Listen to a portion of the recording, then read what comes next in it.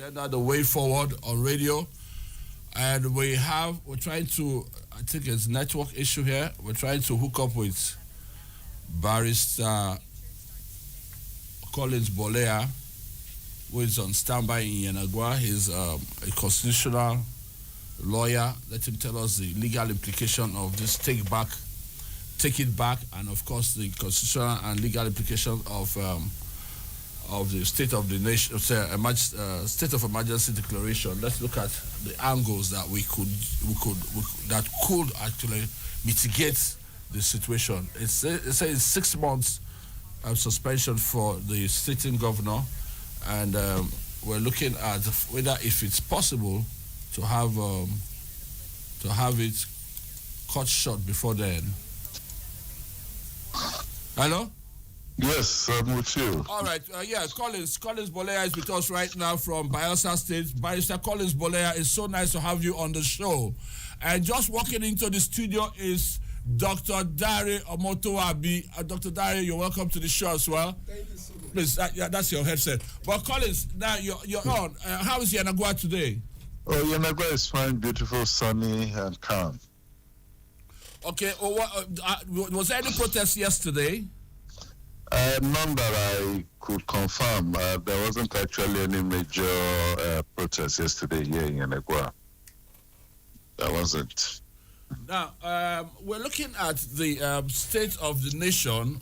Ordinarily, we would have loved to start with the state of the nation. This take it back. You're a constitutional, you're a lawyer, and with pedigree, we would like to know if you have any idea what it's all about, and maybe you may wish to tell us what does it mean, and what do they want? Do you have an idea? Not really, other than probably what I read in the papers or social media. Okay. But basically, I think the grounds is that Take It Back movement seem to suggest that the citizens should be in charge of the direction of leadership in the country, which means that appointed leaders should be accountable to the citizens rather than the other way around. And I think the comments, write-ups or protests or whatever has always been directed towards that angle of citizens being in charge. Yeah, but don't you think that the elected leaders have been accountable to the citizens? I believe that they have been accountable to the citizens. Well, what's your take? Well, I believe that a lot of engagement is required, because if there was, I believe that most of these voices that seem to abound on social media and even in the mainstream media probably wouldn't be there. But I think a lot of work needs to really be done. It seemed to be in one breath, citizens want something else, leaders want something else. Some are the same leaders, when they present themselves before the people still vote them. So there seems to be a vote of confidence of the leaders in whatever they are doing, which seems to suggest that it has their input. And then on the other hand, you have a situation where people are protesting or saying that, look, we want to be in charge, which means there seems to be a disconnect. And I think that is something that the leaders need to really sit down and look at critically, so to see that this gulf, as it were, is breached. Okay, now before we go any further, it would be nice for you to introduce yourself fully. And we know your name as Barrister Collins Bolea. We want to know your pedigree, your legal pedigree, your societal pedigree, because you're onto a global platform. The Citizens 93.7 FM is a global platform in Abuja here, the Labour House. So I want you to tell your story yourself, so we all know who we're engaging with going forward. We have Dr. Dare Omotoabi sitting right in front of me. So when you finish introduce yourself, Dare, I'll call Dare onto the program, right? So let's hear about it. I'm just simply Collins Bolea, a legal practitioner based here in Yenagoa. I happen to have been the chairman of the Nigerian Bar Association, one-time chairman of the Nigerian Bar Association Yenagoa branch. I actually practice law, basically constitutional and other related and allied issues, particularly on human rights. I have a master's in law from the University of London, and of course my first degree from the University of Nigeria. I mean, no, River State University, Nigeria University, I meant to say.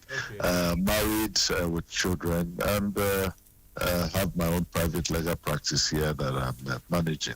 That's just a bit about me. Yeah. All right, nice one. I used to be in Bayelsa myself. I was chief press secretary during Timothy Silva's time. I was the CPS. I remember. And it was lovely. It was fun staying living in Yanagwa. I mean, fresh fish was always very plentiful, and the people are very friendly as well. But there's so much going in Bayelsa State. We'll get back to you. Dr. Dari, welcome to the show. Yes, Dari, how was your flight? I was meant to understand you flew in from Ondo for this program today, but Collins couldn't fly in from Bayelsa. Bayelsa Airport operates once a week. But Dari, how was your flight? It was fine. We can't hear you very well, sir. Very fine and cool. Okay. Now, tell us about yourself, Dr. Dari, please. Ambassador Dr. Dari Owotomobi is my name. Okay. So, call that again. Owotomobi. What does that mean? Now, when you have a child, it is money. I know that Owo is money. Money will rebuild child. But because we have to educate him through money. We have to go to school and mix with society. Thing that can build human being is money. That's it. Okay, all right. You're the national coordinator of Bat Solidarity Vanguard? No. So please let's know. I am the global chairman of Okay. Bola Ahmed Tinubu Solidarity Vanguard. One of the most established platforms. Bat Solidarity Vanguard. When was it formed? It was formed immediately after the swearing of former President Muhammadu Buhari. That was in 2019. Oh, okay. 2019, not 2015 or 14. No, 2019. Okay, it's nice having you. Now we know who we're talking to. We know your capacity. We know your pedigree. We know how much you have contributed in the ruling party, APC. We know the engagement. We know that you've been vital to the what's it called now, support group architecture of the party. Now, we're looking at state of the nation right now. We have with us, your colleague is in Yanagwa, Collins Bolea. Yeah, Mr. Barrister Collins Bolea is former NBA chairman Bayelsa State. You just heard him. And, of course, is an astute lawyer in Bayelsa State. I am partly Bayelsa and partly River State. My name is Samatase Oburu. You know that. So now, let's look at the state of the nation. A whole lot is happening in the nation as we speak. There was a protest that was almost going to go out of the way. How would I put it? That was going to spiral the wrong way, because the protest was going on in Lagos, was going on in Abuja, was going on in Port Harcourt and some other cities. It was even going on in New York and Washington, because there was protests in America. Now, for there to be protests in the city, that means in Nigeria, like that, of that magnitude, that means there's something that is not right. And you are a support group kingpin, Nigeria and diaspora. What's it called now? Bat Vanguard. Yeah. So tell us what do you make of the state of the nation, and then what do you think led to that protest? To me, all this what do we call it, protest. Yes. It's premature. Okay. Very untimely. Okay. To me, because the problem we are having in Nigeria is not a problem. It's an accumulated problem. It's not a problem that started today or started with this administration. So Nigerians need a bit of patience to see what the present administration is trying to do. President Bola Ahmed Tinubu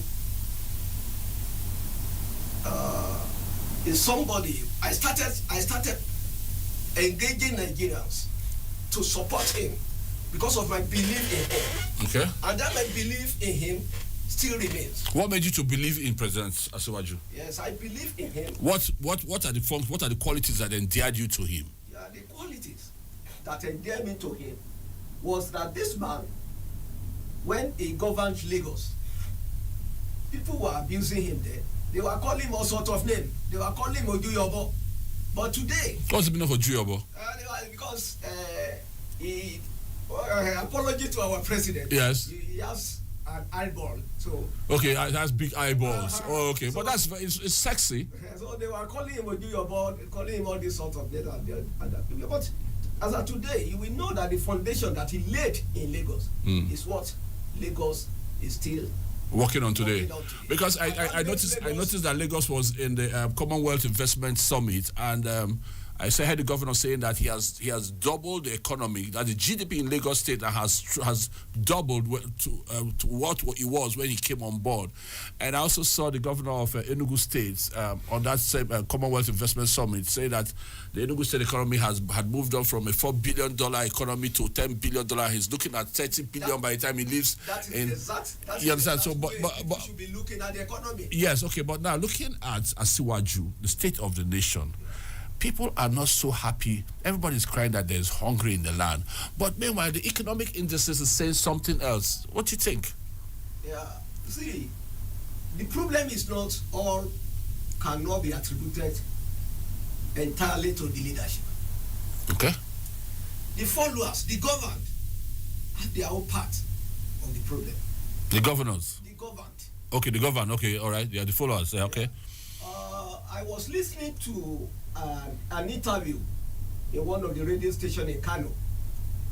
A young man, maybe Hausa Fulani, but I think he's educated, was saying that during the last Salah, this what they call this thing that they just finished, Ramadan fasting. He said it's a pack of pure water was 800 naira. Which is not true. During that Salah, Ramadan fasting. Yeah. He said immediately the first fasting ended, the second day the thing come down to 200 naira. He said, was it actually you that removed that 600 naira from the sachet or from the pack of the sachet? So part of the problem that we're having in Nigeria, the state of the nation, is caused by the citizens themselves. That's what you're saying? Yes, Barrister Bolaya, are you there? Barrister Bolaya? Hello? Have we lost him? Barrister Bolaya, are you still with us?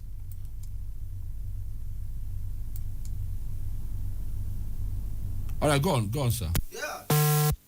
Okay, I think we lost him, something like that. Yeah? I'm calling him back again. I think he should be on the radio. Yeah, hello. Did we lose you? Was it network or did you drop? Yes, yeah. No, you lost me. It was network. Please don't have to. Please don't drop. I'm engaging you for the next 45 minutes. No problem. I'm here. You did hear what Dare said. Dr. Dare said. He said that the problem we have with the state of the nation is because the government is doing so much in terms of education, in terms of agriculture, in terms of economy. The GDP has moved from XYZ to where it is now. There's an improvement in the GDP. And they're looking at the economy as well. The indices shows that Nigeria is making progress. And I quite agree with him, because what I saw on TV, on international TV, I think on CNN, the Commonwealth Investment Summit, our Minister for Industry, and she's also there, Trade and Investment, she's there, and Sowolu is there. The trajectory I saw shows that the economy is moving, but it doesn't translate to what we're experiencing, the ordinary masses are experiencing. Like he said, for example, that before Salah, before Ramadan, that just before the Salah itself, that a bag of pure water rose to 800 naira. Immediately after the Salah, it dropped to 200 naira. So that 600 increase that was put there, he's more or less said that, was it Asiwaju that put it? Because people are blaming Asiwaju. He said that part of the challenge that we have is the citizenship, the citizenry. That the followers are constituting a major challenge to making Nigeria have a foothold or move forward. What's your take? Do you think that the followers are part of the challenge that we have in the society today? Of course, you cannot remove it. But again, you have to also place the blame squarely at the table of leadership. Yes, because leaders should lead by example. What I mean lead by example in terms of frugality, management, you shouldn't have public officers who are in positions, padding budget, for example. We hear things like that. Budgets have been padded, this has been done, or this budget has been used for this, and then, okay, budget has been budgeted for National Hospital, and yet there's no drugs, State House Clinic. So people learn, people look at some of these things, and then it translates. And that's why we're always saying that when the head is rotten, of course, the rest of the body follows. So I place the blame squarely more on the leadership than even the followers. But if the leaders learn to lead by example, I'm sure that we'll not have most of these problems. So you're saying that if the leaders lead by example, the followers will follow by example. Exactly. It's going to. Nigerians have a peculiar thing about them. Let me give you an example. The president removed a subsidy. Cost of petroleum rose. Cost of transportation rose. Now, when subsidy it rose to over, cost of petrol rose to over 1,000 plus. Now, when the cost of petrol, that's PMS, reduced to about 900, then 800. Cost of transportation did not reduce. Prices of food, cost of food items that jumped astronomically at that time. The cost of food items still remain, although now, something so that we are beginning to see a little bit of